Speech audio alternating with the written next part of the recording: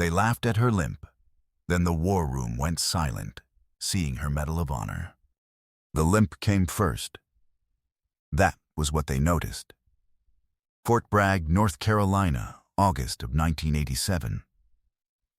The orientation briefing had not started yet, and 14 Special Forces evaluators were watching the new candidates file through the door of Building 3 Alpha, and one of them said something about the woman with the uneven gait, and 3 of the others laughed. Not loud, not mean, exactly, just the kind of laugh that passes between men who have already decided something. Margaret Okafor was 29 years old. She walked with her left foot turned 4 degrees outward, consequence of a truck accident outside Fayetteville in March of 1986 that had left a hairline fracture in her left fibula and 73 days of recovery. The fracture had healed. The gait had not entirely corrected. She had passed every physical qualification to enter the program.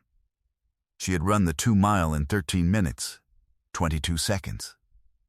She had carried a 60-pound pack over 12 miles of Carolina clay in under 3 hours. The limp did not slow her. It was just visible. She found a seat in the 3rd row, sat down, set her notebook on the desk. The evaluator who had made the remark was Master Sergeant Dale Rucker. 12 years of Special Forces, 2 tours in Vietnam, 1 in Panama. He did not look at her when she sat down. He looked at the room in general, the way men do when they want to appear to be looking at nothing in particular. Margaret noticed. She had been noticing that specific expression for most of her adult life. The briefing began at 0730. Colonel Arthur Penfield ran it. He was 51, gray at the temples, Ranger tab, 3 rows of ribbons on his dress uniform. He went through the program overview without looking at the candidates much. Standard procedure. The intelligence analysis track was a 14-week program. Candidates would work in rotating teams on real assessments from active theater operations, graded on accuracy, speed, and judgment. Washout rate was 38%. He said the number the way a man says a price he expects someone to flinch at. Nobody flinched. Margaret wrote down 38% in her notebook, circled it. The first week was classroom work. Historical case studies, Soviet force structure, satellite imagery interpretation. Margaret had read the primary texts during the 3 months before reporting. She had checked 6 books out of the Fort Bragg library and returned them 10 days before they were due. She had already read 2 of them twice. By the end of week 1, she had the highest marks in the candidate group. There were 11 candidates in total. She was the only woman. She was the only person from Georgia, where she had grown up on a tenant farm east of Valdosta in Lowndes County. 4th of 7 children. First to complete high school. First to enlist. The evaluation instructors rotated through the classroom in pairs. They did not tell the candidates how they were ranking. The candidates could sometimes find out by watching who got called into the side office and how long they stayed. Margaret did not get called into the side office during week 1. Rucker was not one of the rotating instructors. He ran the field assessment component, which did not begin until week 4. For 3 weeks, Margaret did not interact with him directly. She saw him in the hallway twice. Both times he looked through her the way you look through a window at something in the middle distance. She kept taking notes, kept studying the satellite imagery packets that the instructors slid across the desks on Tuesday and Thursday mornings. The packets were printed on 8x10 glossy paper, Soviet troop positions, armor concentrations, supply line configurations photographed from U-2 passes over Eastern Europe. The candidates had 45 minutes to complete written assessments. Margaret averaged 41 minutes, left 4 minutes on the clock. Her accuracy rate, as the instructors later told her, was 94% over 12 packets. The second highest accuracy rate in the group was 81%. She did not know that at the time. She found out in week 12, when the scores were made available. In weeks 1 through 3, she knew only that the work felt the same as the books she had read, which had felt the same as the notebooks she had kept during her 2 years at Fort Gordon before this assignment. She had always taken notes, had always read ahead, had always finished early. These were not special habits. They were just how she had learned to work. Week 4 brought the field component. Rucker ran it from a cinder block room at the back of the building with 2 junior instructors, Sergeants Wills and Bates.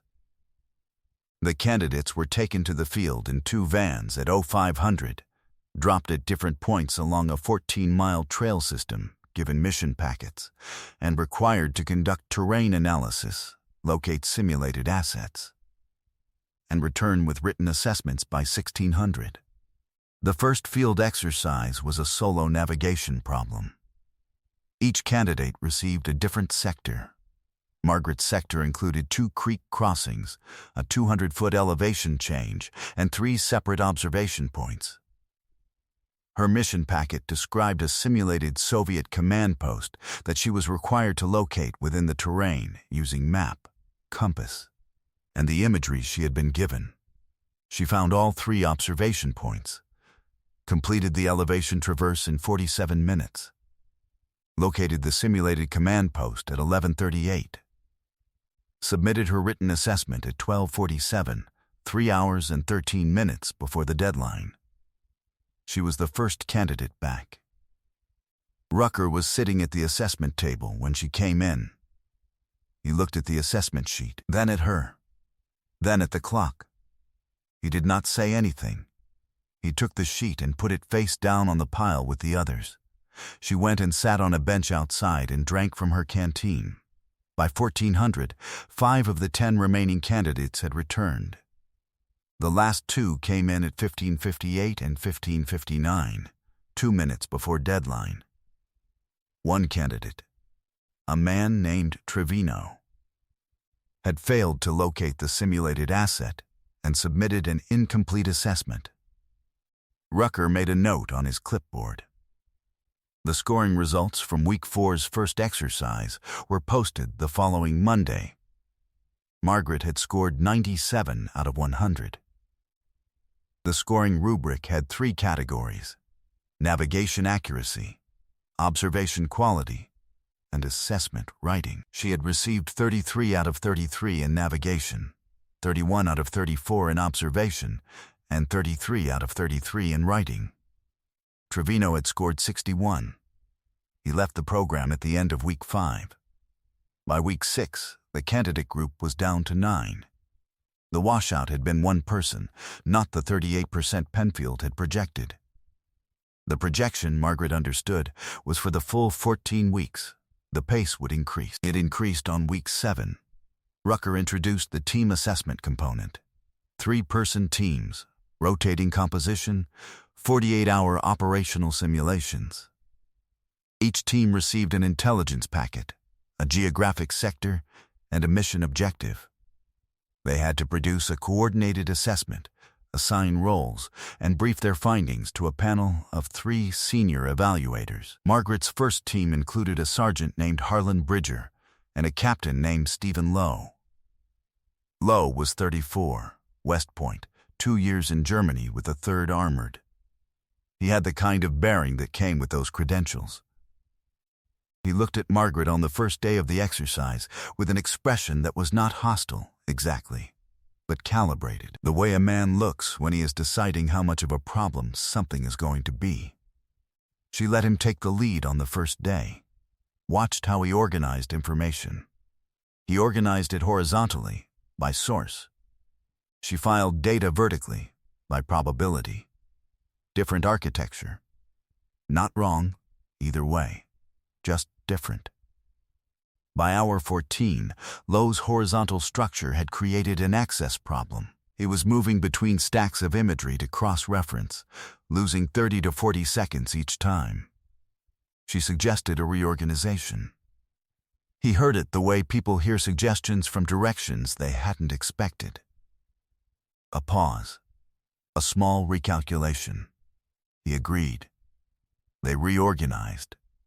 The briefing went 23 minutes. The evaluation panel asked 9 questions. Margaret answered 4. Bridger answered 3. Lowe answered 2. They scored 91 out of 100. Highest team score of the week. Lowe shook her hand afterward. He did not say much. He did not need to. Rucker was in the back of the evaluation room during the briefing. He made notes on his clipboard. Margaret did not look at him during the briefing. She looked at the panel, at the imagery boards, at the clock. She had learned early that looking at the people who doubted you was a waste of attention. Week 8 brought a new evaluation component. Operational stress scenarios. Candidates were given degraded conditions, sleep deprivation, incomplete data, conflicting source reports. They had to produce usable assessments anyway. The scenario lasted 72 hours. Candidates were kept awake for the first 36, given intelligence packets at irregular intervals. Required to brief at hours 12, 24, 48, and 72. At hour 36, Margaret had been awake for 36 consecutive hours. She had produced 3 briefings. She had incorrect data in the first one, caught the error herself before the panel saw it, corrected it, submitted an amendment at hour 14. The panel counted the self-correction as a positive factor. She did not know this at the time. At hour 48, she was running on approximately 4 hours of sleep. Her written assessment for that block took 31 minutes. Standard was 45. Her error rate in the written assessment was 0. The evaluators compared notes that evening. Wills told Rucker that the accuracy held even under sleep deprivation. Rucker wrote something on his clipboard. He did not respond to Wills directly. By week 10, there were 8 candidates remaining. The program's academic component had given way almost entirely to operational simulation. The scenarios were increasingly complex. Soviet armor concentrations, insurgent supply networks, counterintelligence assessment, asset reliability evaluation. Margaret had begun to see patterns she recognized from the books, from the satellite imagery, from the historical case studies. The patterns were not identical across scenarios. They were structural. She had learned to recognize the underlying geometry. The Week 10 group exercise was the most complex to date. A 6-candidate team, 96-hour scenario, multi-theater assessment. The team had to coordinate across 3 separate intelligence domains and produce a single integrated briefing. The team's informal leader, by default, was Captain Leonard Harsh. Harsh was 37, 2 combat deployments, strong in the field assessment components, weaker in the written work. He deferred the written synthesis to others. Margaret ended up coordinating the synthesis by hour 48, not by assignment, but because the document had stalled and she had sat down and started restructuring it. Nobody assigned her the role. It just became hers. The final briefing ran 34 minutes. Colonel Penfield attended. The evaluation panel asked 11 questions. Margaret answered 7. The team scored 94 out of 100. Penfield stayed after the scoring was announced and asked 2 follow-up questions to the group. Both were directed specifically at the synthesis document. Harsh said Margaret had managed that component. Penfield nodded. Made a note. Left. Rucker was there. He had been at every group evaluation since week 7. He had said nothing to Margaret directly at any of them. He said nothing after this one. Week 12 posted individual scores for the full academic and field assessment record. Margaret had a cumulative score of 92.7%. The next highest candidate score was 84.3. There were 7 candidates remaining. The gap between first and second was 8.4 points. The gap between second and last was 11.2 points. She looked at the sheet for a moment, folded it, put it in her notebook. The final 2 weeks were the program capstone. A classified real-world assessment problem, drawn from current theater intelligence, no simulated data, actual sources, actual uncertainty, actual stakes. The candidates were not told which operational theater the data came from. They were told the assessment would be reviewed by the Defense Intelligence Agency and would factor into actual operational planning. It was not a training exercise. Margaret's team was 4 people. Bridger from the early rotations, a sergeant named Kimura, and a captain named Reese. The problem was a 120-hour continuous assessment of a strategic situation with evolving data. New intelligence came in at irregular intervals. The team's task was to maintain a running assessment, update it as new data arrived, and produce a final brief at hour 120. Hour 1 through hour 40 was steady work. The team divided functions. Bridger ran source credibility checks. Kimura handled the cartographic analysis. Reese coordinated communications with the data inputs. Margaret ran the synthesis and built the assessment framework. At hour 42, a new data packet arrived that contradicted the working assessment in 2 significant areas. The contradiction was not ambiguous. It was structural. Either the prior data or the new data was wrong. Or they were measuring different things, or both could be right, and the team's framework was insufficient to reconcile them. Bridger said they should flag it to the instructors. Margaret disagreed. She said the contradiction was soluble within the existing data if they re-examined one of the source assessments from hour 18. She pulled the document, worked through it for 31 minutes, found the discrepancy. The hour 18 source had classified a unit type incorrectly. The reclassification resolved the contradiction. She wrote the amendment. Kimura verified it. Reese updated the assessment framework. They did not flag anything to the instructors. At hour 120, the team delivered the final brief. The panel was 6 people. Penfield was there. So was a civilian from the DIA whose name Margaret did not know and whose presence had not been mentioned in the program briefing materials. The brief ran 41 minutes. The panel asked 14 questions. Margaret answered 9 of them. At question 11, the DIA civilian asked specifically about the hour 42 reconciliation. How it had been resolved. Who had identified the source error. Margaret said it had been a team effort, which was partly true. Bridger said it was Margaret who had caught it. He said it in a matter-of-fact way, the way Bridger said most things. The DIA civilian made a note. The scores were not posted immediately. The candidates were told results would come through official channels within 10 days. 6 days later, Margaret was called to Penfield's office. She walked in with her notebook, sat down. Penfield had 2 documents on his desk. He looked at them for a moment before he spoke. He told her the program results were complete. Her cumulative score was 93.1%, which included the capstone assessment. He said it was the highest score in the program's 6-year history. He said the DIA had specifically commended the hour 42 source reconciliation in their evaluation notes. He slid one of the documents across the desk. It was a commendation letter.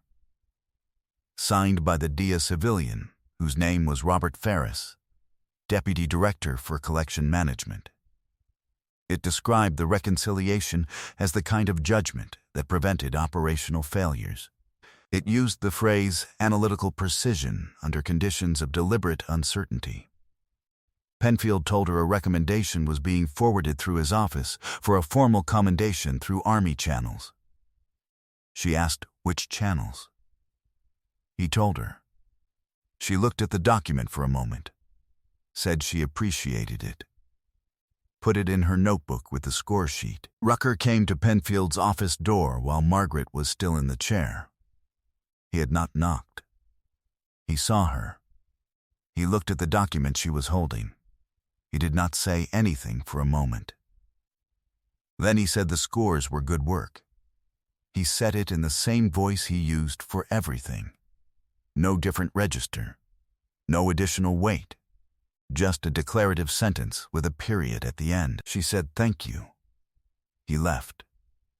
Penfield watched him go. He did not comment on it. The commendation moved through Army channels over the following 8 months. By May of 1988, it had reached a level that required review by a board at the Pentagon. The board included 2 members of the Joint Chiefs Intelligence Staff. The commendation language had expanded through the process, as such things do, accumulating additional documentation from the program evaluators and the DIA review. The board approved it in June. Margaret was stationed at Fort Meade by then, assigned to the Army Intelligence and Security Command, working a Soviet order of battle analysis that she had been given 3 months earlier, and had expanded into a 140-page assessment document that her section chief had described. In a memo she did not see until years later, as the most thorough, unsolicited analysis the section had received in 11 years. She did not know about the memo. She was working on an update to the assessment when the notification arrived through official channels in September of 1988. The notification was a formal letter. She read it twice. Set it on her desk. The formal ceremony was scheduled for November 14th, 1988. The Pentagon. Room 3E880, the Secretary's conference room. The award was the Army's Commendation Medal with Valor device. The citation language referenced the capstone assessment and the DIA evaluation. It was signed by the Secretary of the Army. She drove from Fort Meade to the Pentagon on the morning of November 14th in her 1983 Ford Fairmont, which had 84,000 miles on it and a heating element in the right rear window that did not work. She parked in the south lot at 0710, wore her Class A uniform. Left foot turned 4 degrees outward, same as always. She did not know who else would be in the room. 14 people were there. Penfield, 2 members of the DIA staff, including Ferris, 3 members of the Joint Chiefs Intelligence Group, 2 generals Margaret recognized from the program review materials, several others she did not know. Rucker was there. He was in the second row, left side, standing with his hands behind his back. He had his dress uniform on. 4 rows of ribbons. He had been invited to the ceremony by Penfield, whose own invitation indicated that program evaluators who had worked with the recipient were included. Margaret walked in, walked across the room, stood in front of the presentation table. The room was quiet. The award was read aloud by the Secretary's adjutant. It took 4.5 minutes. The language was formal, clipped, specific. It named the program. It named the capstone assessment. It named the DIA commendation. It named the source reconciliation at hour 42 of the 120-hour exercise and described it as having, in the DIA's formal assessment, prevented a category of operational error that carried significant strategic risk. The room remained quiet through all of it. Ferris accepted the document on behalf of the DIA evaluation team and said 3 sentences. One of them was that he had reviewed several hundred program assessments in his career, and the work in question was in the top 2% of analytical products he had encountered. Penfield said 4 sentences. One of them was that the program's 6-year scoring record had been surpassed. The Secretary presented the medal. Margaret stood at attention, said thank you, stepped back. She looked at no one in particular. She looked at the middle distance, the way she had learned to do in rooms like this. Rucker, was in her peripheral vision. She did not look at him directly. After the ceremony, the room moved into informal acknowledgement, handshakes, the kind of brief conversations that happen in formal spaces. Ferris spoke to her for 4 minutes about the order of battle work she was currently doing at Fort Meade, which he had apparently been briefed on. She answered his questions. He gave her his card. Rucker waited until the room had thinned out. He came over. He was holding his cap in his hands. He stood for a moment without saying anything. Then he said that in 12 years of evaluating candidates, he had not seen someone catch a source classification error under those conditions. Said it the way he said things. Flat, no ceremony. She said, "Thank you." He said the score record stood for 8 years, as far as he knew. Said he thought it probably still did. She said she appreciated him telling her. He put his cap on, turned, walked to the door. She watched him go. Then, she went back to looking at the middle distance. Margaret Okafor served with the Army Intelligence and Security Command for 19 years. Retired as a lieutenant colonel in 2007. Her order of battle analysis from the Fort Meade assignment was incorporated into the Army's standard reference framework for Soviet force structure and remained in use in updated form until 1994. She wrote 2 classified training documents during her career that became part of the intelligence analysis track curriculum at Fort Bragg. She never attended the program again as a candidate or an instructor. She did not need to. Rucker retired in 1993. He sent a letter to the program office that year recommending that the analytical scoring criteria be revised to weight source reconciliation judgment more heavily. The program office accepted the recommendation. It went into effect in the curriculum update of 1994. The letter did not mention Margaret by name. It did not need to. The limp never entirely resolved. She walked with it for the rest of her service. Nobody who worked with her mentioned it after August of 1987. That was the last time it came up.